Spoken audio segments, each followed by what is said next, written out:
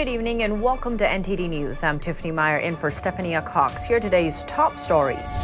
President Biden's son Hunter Biden pleading guilty to federal charges. What's in his plea deal with the Justice Department and how the White House is reacting. Former President Trump defends himself about the classified documents indictment. Find out what he says and what the prosecutor who handed Trump his first indictment is facing. Special counsel John Durham meets with the House Intelligence Committee. The hearing comes after he issued a scathing report on how the FBI handled the Trump-Russia investigation. Only 35 hours of oxygen left for a crew of 5 on the missing submarine. The search for the Titanic tourist expedition continues.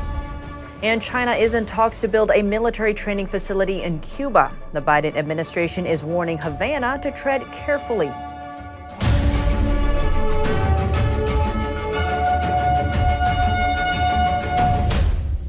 President Biden's son Hunter plans to plead guilty to 2 tax crimes and has struck a deal with federal prosecutors to resolve a felony gun charge.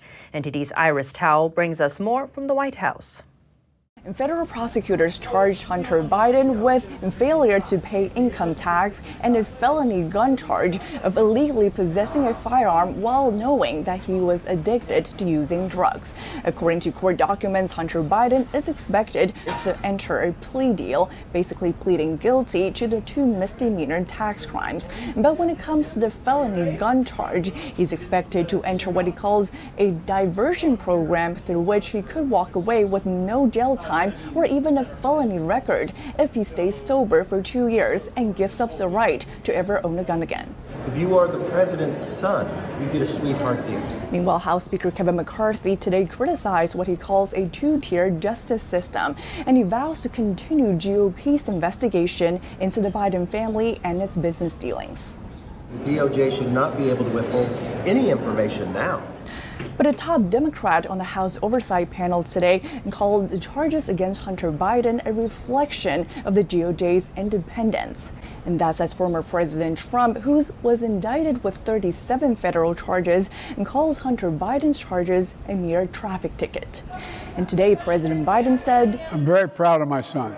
A White House spokesperson says today that the president and the First Lady love their son and support him as he continues to rebuild his life, while adding, "We have no further comment." Meanwhile, although Hunter Biden's attorney says today's announcement marks the end to a 5-year investigation into Hunter Biden, the DOJ later said on Tuesday that its investigation into Hunter Biden is still ongoing. Reporting from the White House, Iris Tao, NTD News. A federal judge today set an August trial date in the classified documents case against former President Trump. Meanwhile, the Manhattan district attorney who indicted Trump 2 months ago is facing his own legal woes. NTD's legal correspondent Arlene Richards has the updates. The district judge assigned to oversee the classified documents criminal case against former President Trump has set an August 14 trial date. Judge Eileen Cannon alerted both sides in a 6-page order filed on Tuesday. According to the order, the legal teams must submit any pretrial motions by July 24, and they are scheduled to appear for a preliminary hearing on August 8th. During the appearance, lawyers representing Trump and co-defendant Walt T. Nauta and prosecutors will work with the judge to hammer out trial details, including a new trial date if necessary. Meanwhile, on Monday, in the first interview since the indictment, Trump told Fox News why he didn't turn over the documents when he was subpoenaed. Because I had boxes. I want to go through the boxes and get all my personal things out. I don't want to hand that over to NARA yet. And I was very busy, as you've sort of seen. The indictment included a transcribed conversation in which Trump referred to a document during a July 2021 meeting that he described as secret and classified. On Monday, Trump insisted that the papers he had during the meeting were numerous newspaper and magazine clippings about Iran and other things, rather than an actual secret classified document showing a military plan to attack Iran.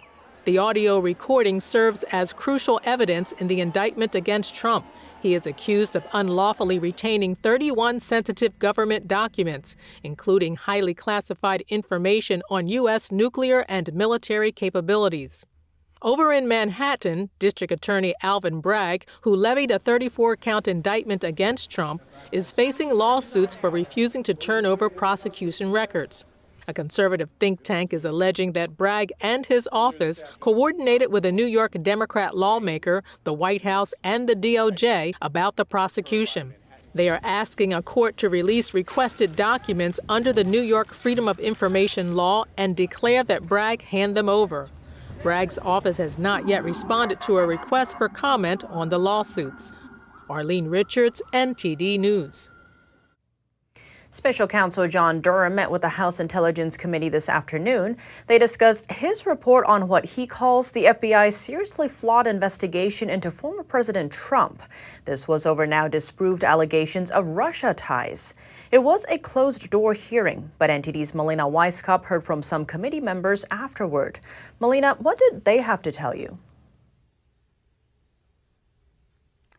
So Chairman Mike Turner and Ranking Democrat member Jim Himes came and spoke to reporters immediately following that meeting with Special Counsel John Durham.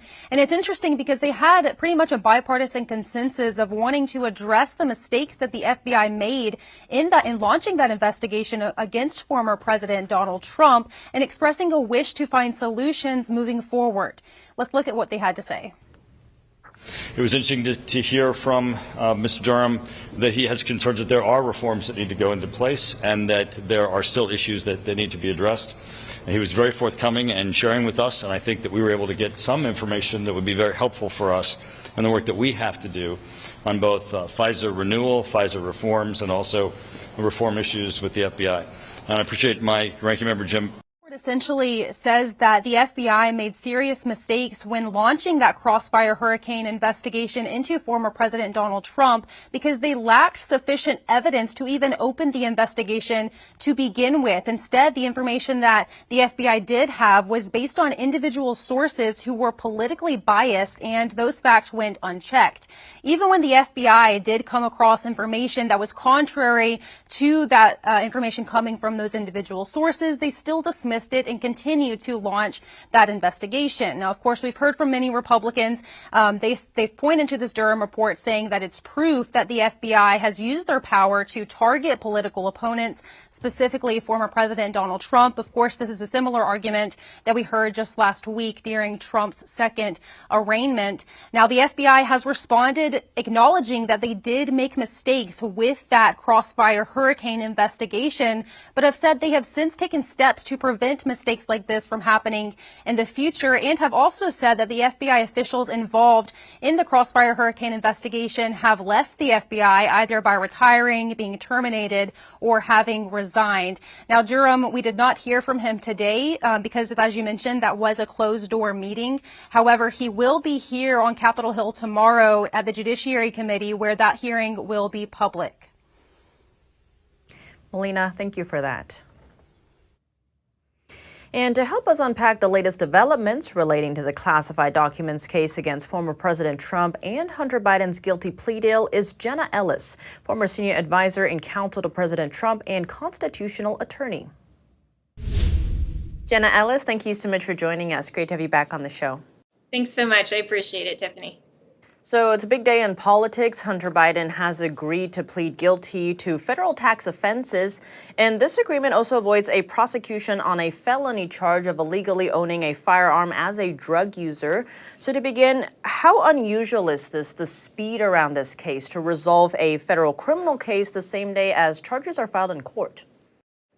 Yeah, well, I think everything surrounding this plea agreement with Hunter Biden is very unusual and certainly raises some questions that need to be answered by the Department of Justice.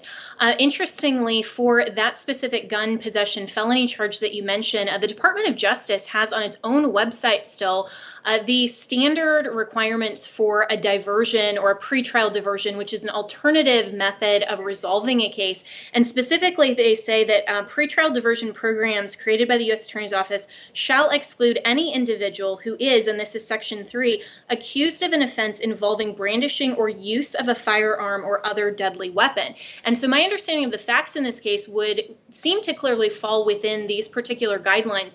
So the question that I think a lot of people are asking is, is Hunter Biden getting preferential treatment? And it certainly seems so, because the other guideline from the Department of Justice is that traditionally justice will indict and pursue charges that are the most serious for anything that they reasonably believe that they can prove. And clearly here, 2 misdemeanors and then a pretrial diversion for a felony seems just like a slap on the wrist and does seem preferential. And Jenna, speaking of the DOJ, this comes as U.S. Attorney David Weiss said today that a plea agreement will not end the Justice Department's investigation into Hunter Biden. So what's next here? Well, I think we still have a lot of questions that we would love to see answers to, and we're about 5 years and millions of dollars of taxpayer money down the drain, really. And Congress is still investigating circumstances surrounding Hunter Biden's connection with Burisma. What, if anything, the Biden family, including President Biden, may have received in terms of inducements and finances from Ukraine. We still have the entire laptop that really hasn't been gone through. And so I think that this is just seems like a fig leaf sort of resolution to something that the American people don't really perceive as genuine accountability. You mentioned preferential treatment, and this comes the same day as a date has been set for Trump's classified documents case that's set for August 14th. And you actually commented on that by saying that the Hunter Biden charges are, quote, just in time to distract from the Trump trial date and give the appearance of fairness. What do you mean by that?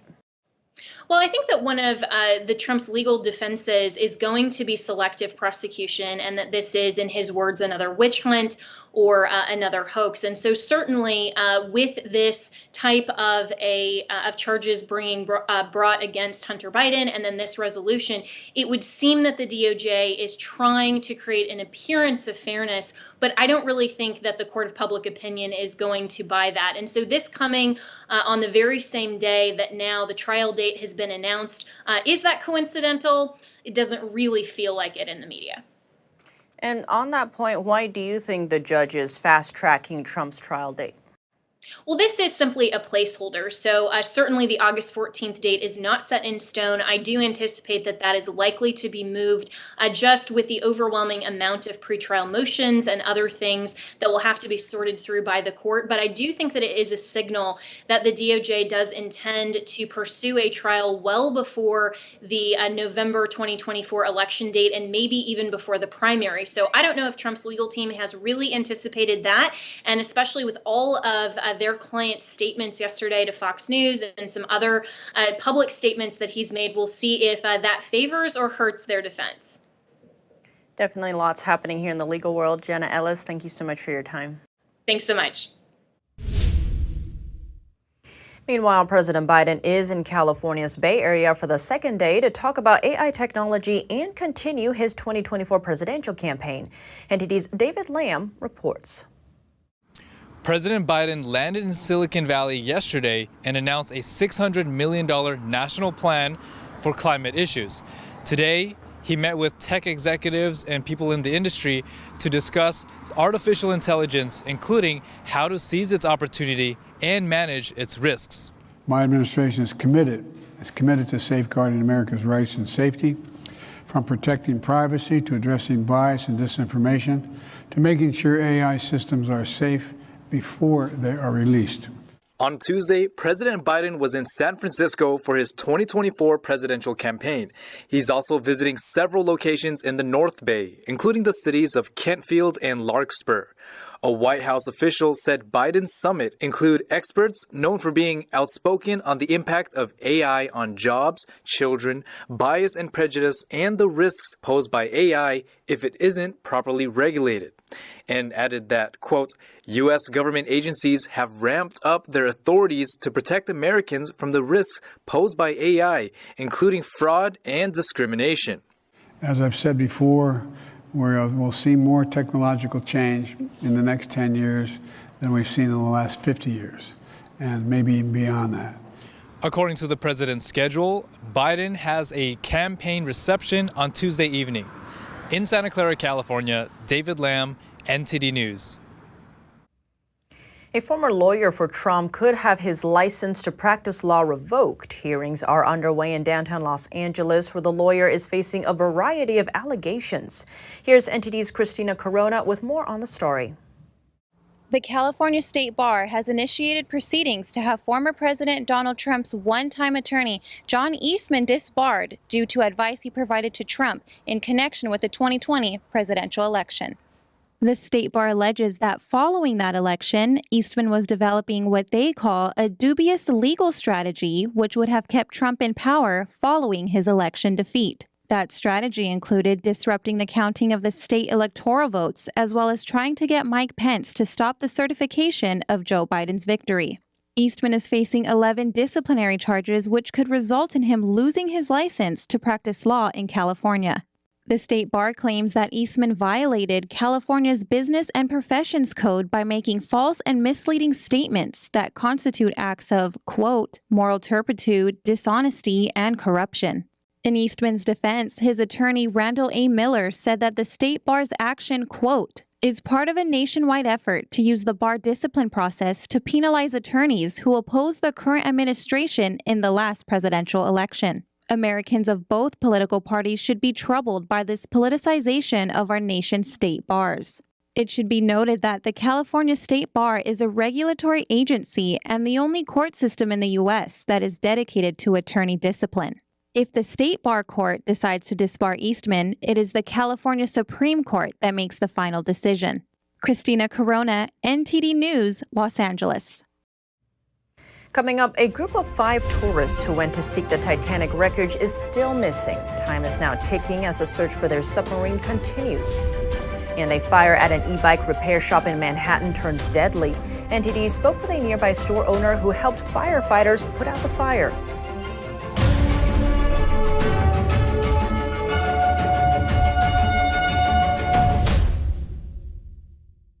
You're still looking good. I'm still feeling good. You know, I've got all your MyPillow products. Mattress topper, bed sheets, MyPillows, towels, slippers, blankets, sleepwear, dog bed. Whoa, Charles. Everyone now can get MyPillow products at huge discounts at MyPillow.com. That's right. Now's the time to go to MyPillow.com or call the number on your screen. Use your promo code to take advantage of our 3-in-1 sale. We're bringing you exciting new products, overstock specials, and closeout deals you won't find anywhere else. For example, when you buy one of our brand new MyPillow 2.0s, you get another one absolutely free. And with our overstock sale, you save 50% on our luxurious Giza Dream bed sheets. That's as low as $29.99 for the best sheets ever. And with our biggest closeout special, you get our all-season slippers for only $35. Or our sandals and slides for just $25. Quantities are limited, and once they're gone, they're gone. Baby, you see, I cannot set you free. My lonely days are gone. That's why I'm never gonna let you go. Never gonna let you go. Babe, I'm never gonna let you go. No, never gonna let you go. Here you go. Thank you. Thank you. Never gonna let you go. Never gonna let you go. I can remember being back in medical school where it was almost a depressing conception of the brain. We're born with so many neurons that peak like around 20, and then it's just a downhill decline from there. But today, we are going to debunk this old way of thinking and use a new technology called the functional MRI PET scanner to show that the brain can be rewired to function much better. It caused an almost immediate change, and by better, I mean improved focus, longer attention span, better mood, decreased risk of developing dementia, and an overall better life. So get ready to be surprised and even amazed. This is really exciting information as we explore what is possible, as we talk to thought leaders in the field. I needed to make sure I'm really that guy, okay. See the cutting edge tools they are using to assess the brain and hear from real patients about their dramatic healing process. That's good.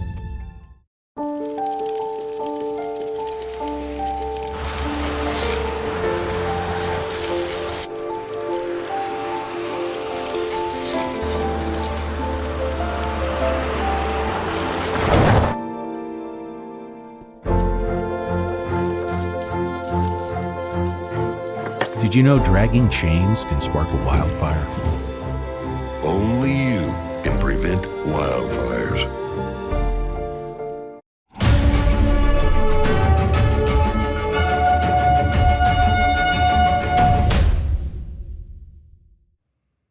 Welcome back. Time is ticking as the submersible that took tours to see the Titanic wreckage remains missing.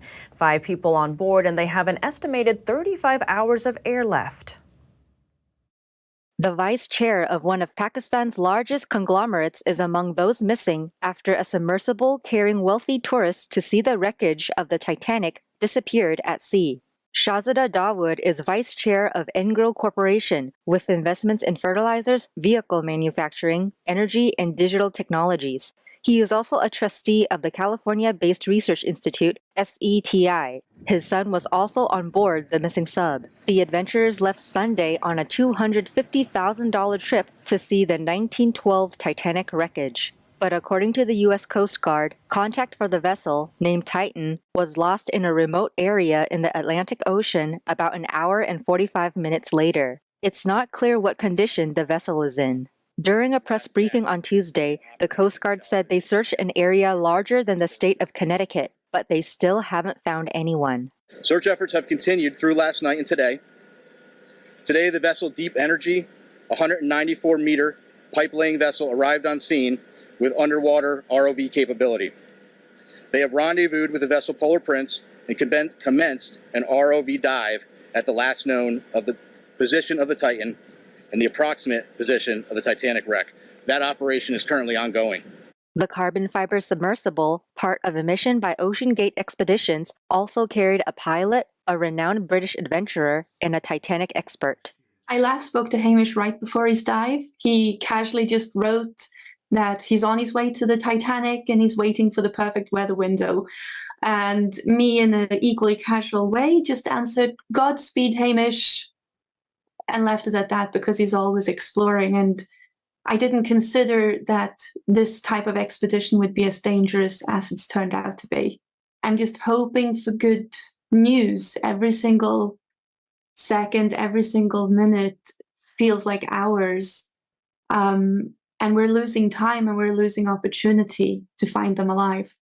The sub has a 4-day oxygen supply, and it's now day 3. Additionally, a Canadian P-3 aircraft is currently conducting a 6-hour search of the area, and several C-130 aircraft and another P-3 are scheduled to fly this afternoon and this evening. Experts say it will be a challenging rescue mission. If it's on the surface, it'll be a normal sort of standard search and rescue, but it will be quite challenging to locate it because it won't be like a boat floating on the surface, as it's a submersible, it's neutrally buoyant.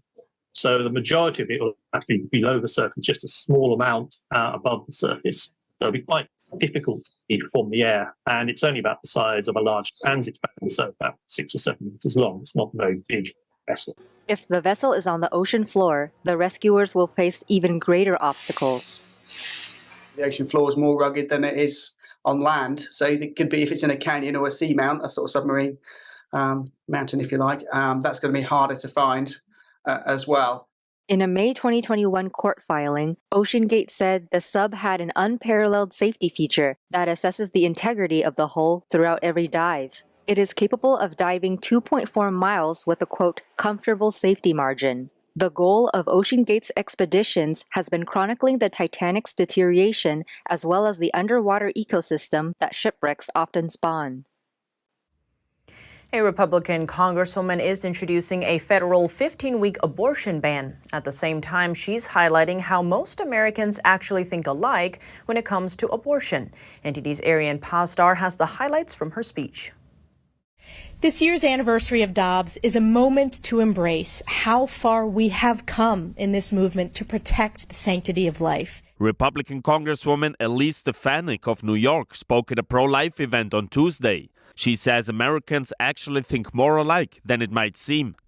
The majority of the American people believe a baby born alive should be provided necessary health care. The majority of the American people condemn violent attacks on crisis pregnancy centers. And while those in the media want to portray Americans as viscerally divided on this issue, I believe there is far more consensus than the media would like to admit.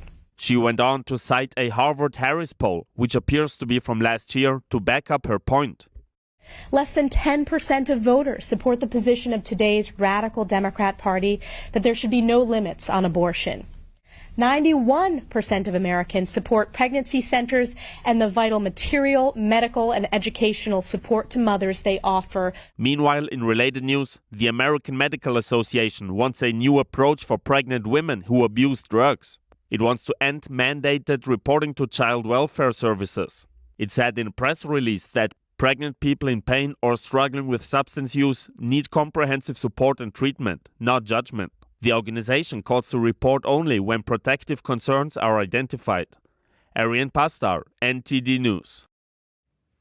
The International Monetary Fund is working on a platform for central bank digital currencies. The managing director argues that the digital currencies shouldn't be fragmented by nation. What are the concerns with the IMF pushing for digital currency? NTD Business's Don Ma speaks to an expert in this field. And here with me is Thomas Hogan, Senior Research Faculty at the American Institute for Economic Research. So the International Monetary Fund wants a platform for central bank digital currencies. Now, before we get into the pros and cons, I just want you to explain to me, what does it mean exactly to have a global CBDC platform? Yeah, that's right. It's a good question because I think this has been kind of misreported in some of the articles that I've seen online because of the lack of clarity about what we mean by platform. So sometimes when we talk about central bank digital currency, we mean the platform is the currency itself. Like, for example, if the US were to introduce a CBDC, we might call that the platform, or in Europe, if they're doing one, maybe that CBDC is the platform. But that's not really what we mean here. We mean a place where people could trade different currencies, different CBDCs. So, for example, I think we can make a distinction. If I'm an American traveling in Europe and there are some stores that maybe accept US dollars, maybe I go into a store and I say, hey, do you accept dollars or euros? That's a question of the currency itself, not a question of the platform. If they say they accept only euros, then I have to say, okay, well, do you take a Visa card, or can I transfer from my debit card where my bank is going to switch from dollars into euros, or do I personally need to go to a bank and trade physical dollars for physical euros? That question of how to get from one currency into the other is really what they're talking about for the platform here. The IMF itself is not going to launch a central bank digital currency, just help coordinate trade of different types of currencies. So what concerns comes with this, if there is any? Yeah, so I am not concerned about the platform itself. Like I said, I don't think the IMF is really going to have a lot of control over that. And so they probably won't have much influence other than promoting CBDCs. And that's really the thing that I'm a little bit more concerned about, is that, the IMF is trying to encourage countries to use CBDCs. In the United States or a bigger country, we might not worry about the government misusing that. I mean, we should worry a little bit in the United States, but much more of a concern in China, where the government is using it to monitor all of their citizens. So for a lot of the countries that are trying to get better capabilities, the IMF is going to potentially be equipping them with ways to monitor their citizens and control their citizens. And so I'm a little bit worried about that. So you said in the US, we should still be a little bit worried about CBDC. Can you expand on that? Yeah, so the United States is considering doing some kind of central bank digital currency. We haven't really committed to anything. The U.S. Federal Reserve, the Central Bank of the United States, is studying how they might implement a central bank digital currency. But so far, they are not planning to do one that would be directly offered to U.S. citizens.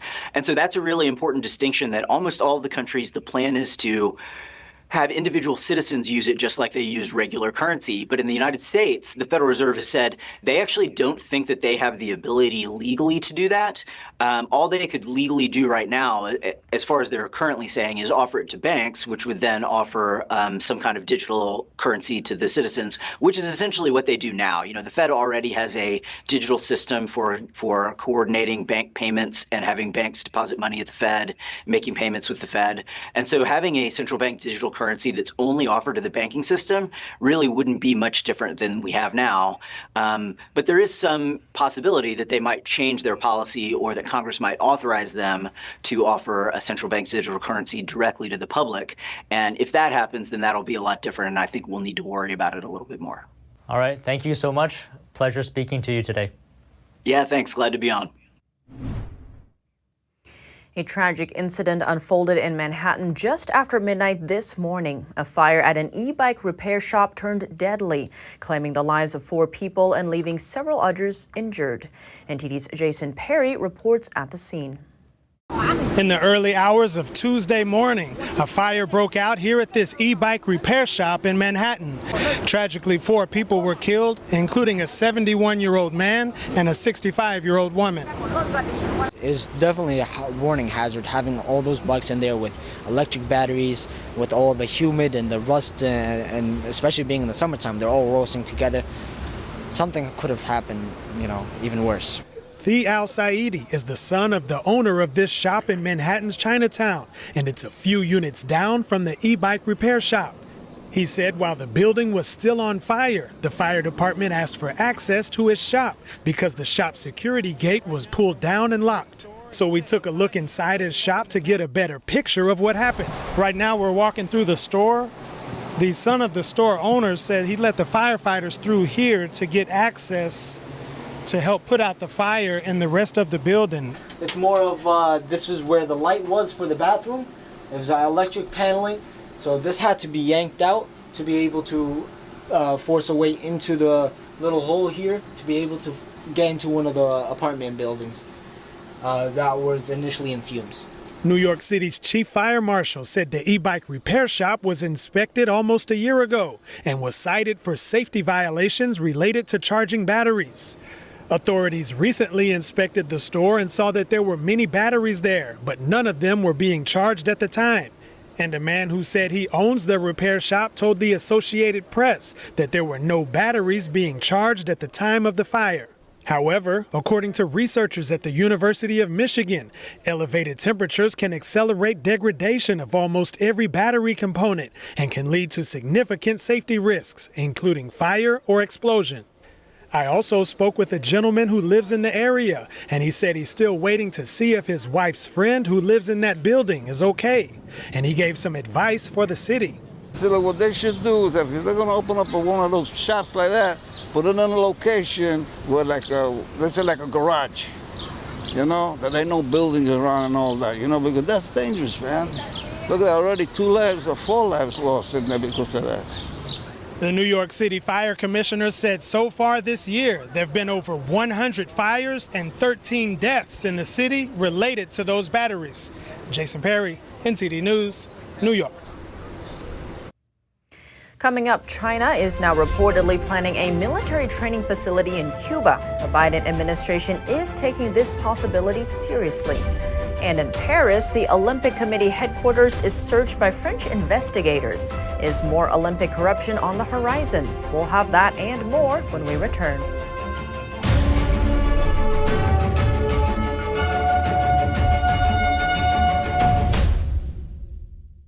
Stay tuned to get 2 rolls of alien tape free. You wouldn't stick your mother-in-law on the wall, but you could with alien tape. It just sticks. Just peel and stick to make anything stay in place quick. Brick, pavers, marble, tile, plastic, even leather. Nothing works better than alien tape.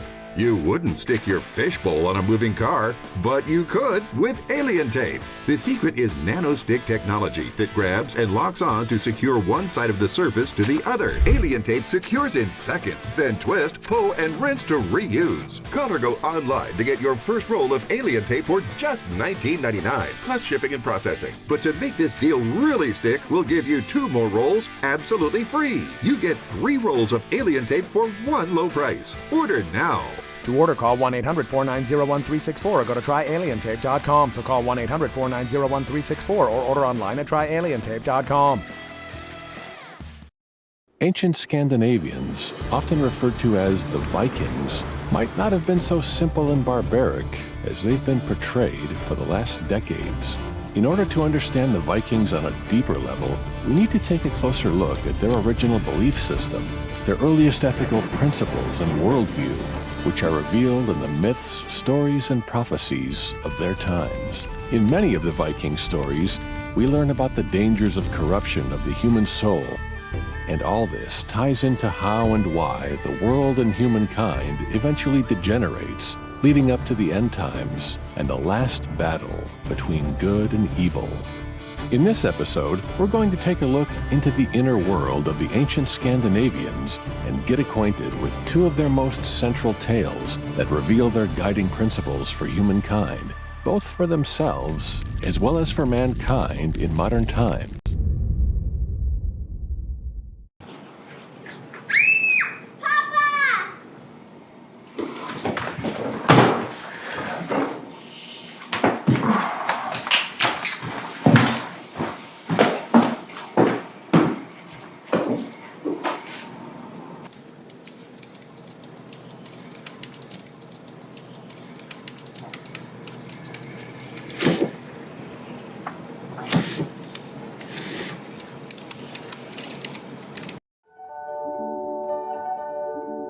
There's always a searching process for beauty. You know it when you see it.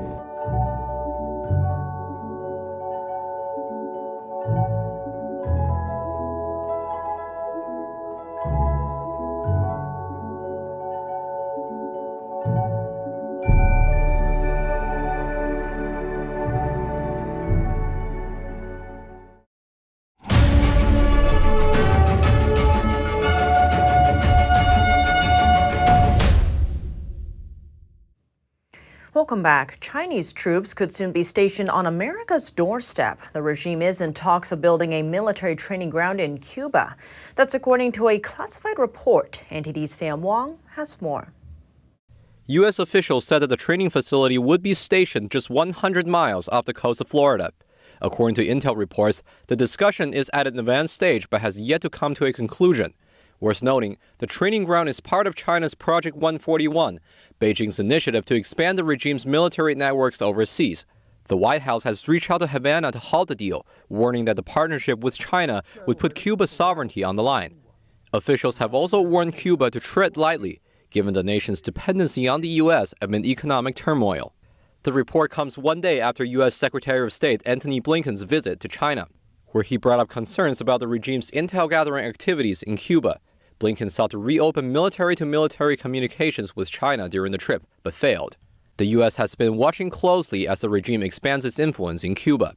Officials said that Chinese intel-gathering facilities have existed in the island since at least 2019. The two nations run 4 eavesdropping sites together.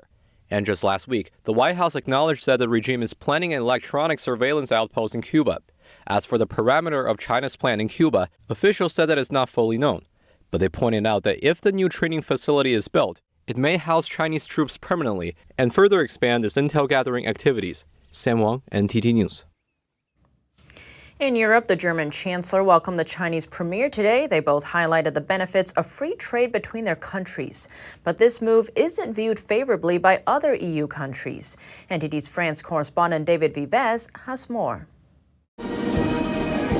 One step closer to China, one step away from Europe. German Chancellor Olaf Scholz and Chinese Premier Li Qiang on Tuesday agreed to support free trade after intergovernmental talks in Berlin. Scholz has come under fire for the talks, which critics say are not appropriate anymore given growing geopolitical tensions between the West and China. A German intelligence agency published a warning in a report on Tuesday. The report says China is aiming to obtain German technology to bolster its military. It also highlights the risk of cyber spying operations. Despite that, the German Chancellor defended his position on the two countries' relationship. Author and historian Philippe Fabry says Germany's tough spot comes from the country's economic choices. A large part of China's industrialization has been achieved through the purchase of German machine tools, which is the biggest export sector for the German economy. So naturally, exporting those is vital for Germany. This conditions Germany's relationship with China and puts it at odds with the interests of many other Western countries, notably the United States. The German Chancellor's position doesn't come as a surprise, though. When visiting China in November 2022, Scholz promoted partnership with the country. And in May, he confirmed a deal to allow a Chinese shipping company to take a minority stake in a container terminal at Hamburg port. Fabry says these moves from Germany make it more and more isolated from other EU countries. Since the start of the war in Ukraine, there has been a loss of German influence in Europe. That's because of a whole host of German strategies, and in particular, Germany's dependence on Russian gas, which has brought some form of discredit. Case in point, on the same day as Germany's announcement, the EU published an economic security plan. It seeks to convince the bloc's 27 states to agree stronger control on exports. It's particularly focused on technologies that could be put to military use by rivals like China. I think we're seeing a power struggle as the EU pledges to harden its relationship with China, which is also hoped for by the US camp, who are determined to have the Europeans on their side in the strategic confrontation against China. David Vives, NTD News, Paris. Turning to updates on the war in Ukraine, the latest round of Russian airstrikes hits Kyiv, and European leaders plan to call on China to act as a mediator in the war. According to Ukrainian officials, Russia on Tuesday struck at military and infrastructure targets in Ukraine's capital Kyiv and across other parts of the country, including western areas far from the front lines. Russia said their forces hit and destroyed 8 ammunition warehouses across Ukraine and repelled Ukrainian attacks in 3 different directions. The strikes took place as attention has been focused on Ukraine's counterattack against Russian positions in the south and east. And at the same time, southern Ukraine is still suffering from the collapse of the hydroelectric dam earlier this month. Ukraine's environment minister said on Tuesday that the dam collapse has caused roughly $1.3 billion in damage. It unleashed floodwaters across southern Ukraine and Russian-occupied areas of the Kherson region. It killed more than 50 people and destroyed homes and farmland. And come next week, European Union leaders plan to call on China to help mediate the war in Ukraine. A senior EU official said on Tuesday that EU leaders will bring up the issue during a summit in Brussels on June 29th and 30th. The official said this is set out in draft conclusions prepared ahead of the summit and will also include a call for China to engage in global challenges and rebalance its economic relations with the EU. Speaking of China, Russia on Tuesday commented on U.S. Secretary of State Antony Blinken's visit to China. The Kremlin said it's confident in its relationship with China and not worried about potential U.S. attempts to influence its own ties. Reporting by Allison Lee, NTD News. And now for your sports news, here's NTD's Dave Martin with some surprising Olympic news. That's right, Tiff. The Paris Olympic organizers' headquarters was searched Tuesday by local investigators as officials are looking into possible corruption in awarding contracts. Now, be it for building or sponsorship, we're not sure, but this is for the 2024 Summer Games. The committee said in a statement that the search was underway and that they had been cooperating, though they didn't comment any further. Now, the subject of Olympic corruption is nothing new, of course, and rarely does it seem to involve the actual athletes themselves. One of the biggest examples was the Salt Lake City Games of 2002 investigation that resulted in the dismissal of 10 IOC members and a complete overhaul of the bidding process after evidence allegedly showed that the Salt Lake City Bid Committee paid the college tuition for the child of an IOC member. After that, IOC members were no longer allowed to visit bidding cities. The Rio Games of 2016 were marred a year after their competition when a prominent French newspaper reported that IOC members were bribed just 3 days before their vote back in 2009, resulting in several jail sentences for those involved.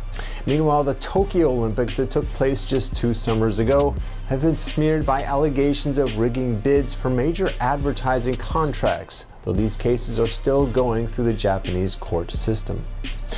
And for your sports viewing schedule tonight, all 30 baseball teams are in action, including the hottest two teams in the game, the Cincinnati Reds, who've won 9 straight, and the San Francisco Giants, who've won 8 in a row. Cincy plays Colorado while the Giants host the Padres. Elsewhere in the league, a pair of 3-time Cy Young winners are in action as the Dodgers' Clayton Kershaw faces the rival crosstown Angels, while the Mets' ace Justin Verlander opposes his former Astros teammates in Houston.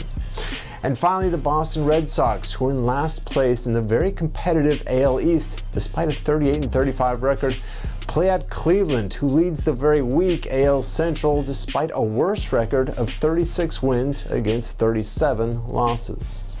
And that's it for your sports news today. Tiff, back to you.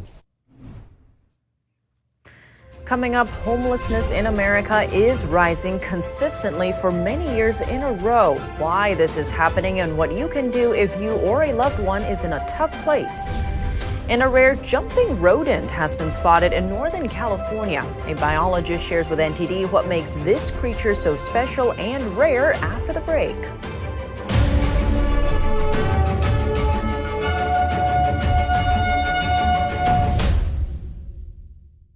Share your favorite photos honoring Dad this Father's Day for a chance to win $1,000 in cash.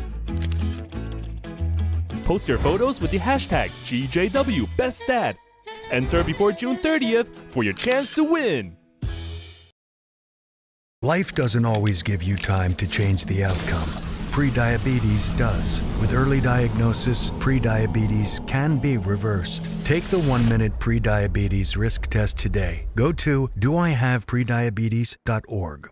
What if you could whiten your teeth by simply brushing your teeth? Now you can with Smile Actives, the teeth whitening breakthrough that safely gets your teeth white and keeps them white every day, just by brushing your teeth. I never thought that whitening my teeth could be so easy. I just put the gel on the brush, the toothpaste on it, brush, and I can see my white teeth. Simply add Smile Actives to any toothpaste and our patented PolyClean technology activates into a powerful microfoam that penetrates into the enamel surface to safely lift and remove stains. You need a simple way to whiten your teeth.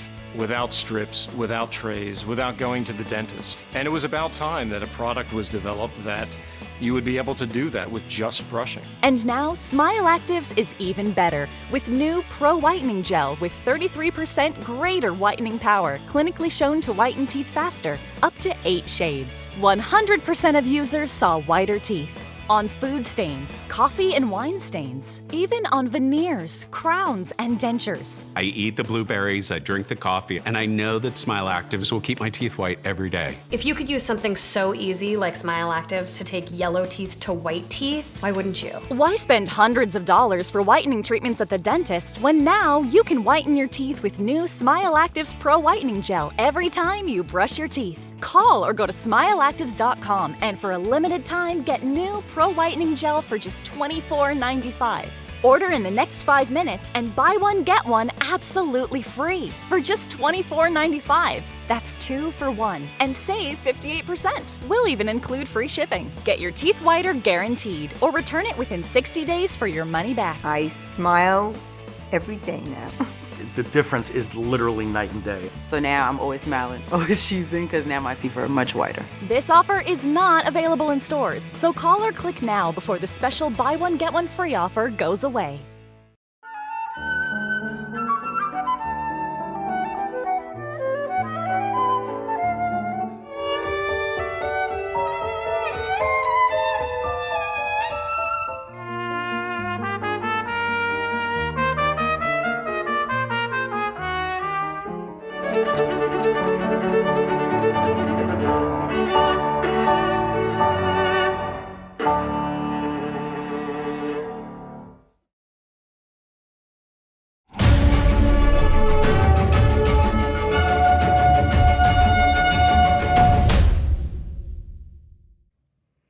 Welcome back. Homelessness has been rising consistently year over year, even hitting a record high last year. Data from 67 of some of the worst cities shows a 13% increase from 2020.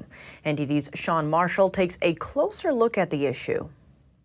Homelessness in America is consistently rising year over year. In 2022, it hit a record high of nearly 600,000 people. The Wall Street Journal found that out of 67 cities with high homeless populations, there was a 13% increase since 2020. We're seeing a lot more individuals, unfortunately, coming to the streets to live, and they don't have family to help them. So a lot of times they are literally left to fend for themselves. Marla Bautista is the CEO of the Bautista Project Incorporated, a nonprofit that helps unhoused community members in Florida. She says the rising cost of living is pushing many onto the streets. In Florida, this is especially so for the elderly. The pandemic lockdowns and the end of the pandemic aid made the situation worse. The mom who works at Walmart. Well, during COVID, when the school shut down and the daycare center shut down, but Walmart didn't shut down, the single mother had to choose between going to work at her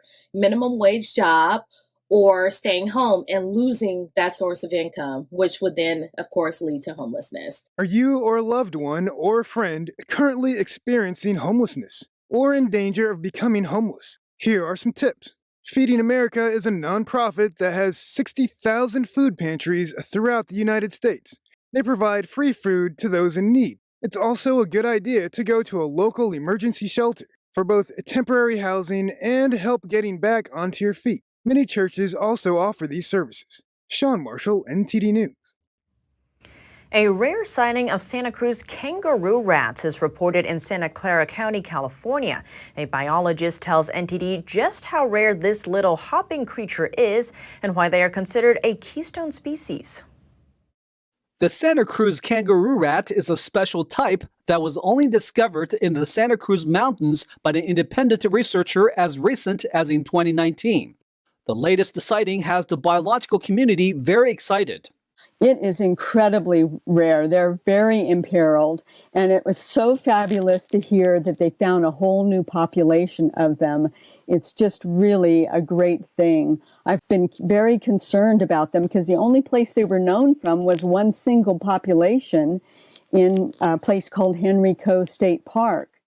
Kangaroo rat is a misnomer because biologically it is neither a kangaroo nor a rat, rather more closely related to gophers and chipmunks. You can tell by their large hind legs and hopping motions. If you're thinking about finding one and adopting it as a pet, think again. Kangaroo rats are listed by the California Department of Fish and Wildlife as a critically imperiled subspecies. They're not really very good in a captive population situation. They need these really unique sandy soils where they dig burrows, and basically they're so rare. Another notable feature of kangaroo rats is their fur-lined cheek pouches, which are used for storing food, and their ability to store seeds make them ideal species for the health of the ecosystem. Actually store seeds by digging a little hole and putting the seeds in it and then covering up. We call that caching. Then they return later, and if they can find them, they can eat the seeds. But a lot of times they can't find them, and those caches actually sprout new plants and regenerate the vegetation. There are only 23 species of kangaroo rats left in California. Next time, if you're lucky enough to spot one in the wild, don't forget to take pictures. If you have any news tips or feedback for the show, you can email us at eveningnews@ntd.com. That's all for today's news. Thanks for tuning in. I'm Tiffany Meyer. Good night.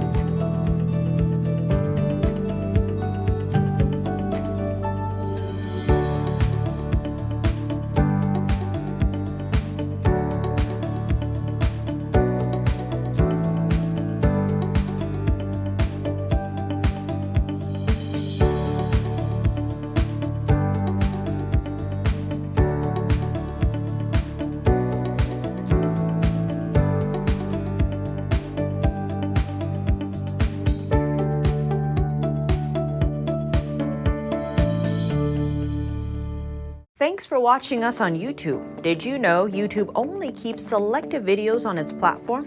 So if you want to make sure you get the full picture, just subscribe to our newsletter. Go to newsletter.ntd.com and sign up. It's free.